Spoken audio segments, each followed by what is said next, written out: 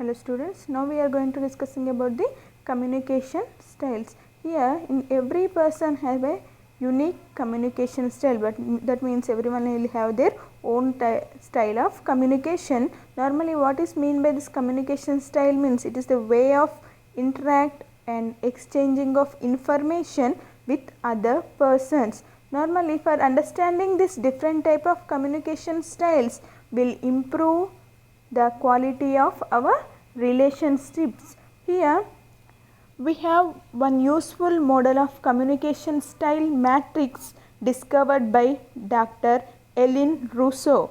In her matrix, there are two different type of dimensions are there. They are level of expressiveness and level of assertiveness. Here the level of expressiveness means expressing our feelings or emotions. Assertiveness means it is the level of confidence levels. Next we will see that if we have the high expressive style, that means we will show or we will share our emotions with others. But if we have the low expressive style, we won't show or we will hide our emotions. Okay, while coming to the assertiveness, if we have the high assertiveness, that means high confidence style, we will tell to others what to do.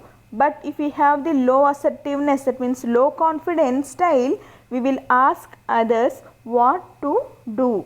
Okay, according to this communication style matrix, we are going to dividing our way of talking into 4 types. That means, see, if we have low expressiveness and low assertiveness, that means we won't show emotions and we have less confidence and we will ask what to do others. That is called systematic communication style. Systematic communication style. Second one is if we have the high expressiveness and high assertiveness, that means we will show emotions and we will tell others what to do. That is called spirited communication style.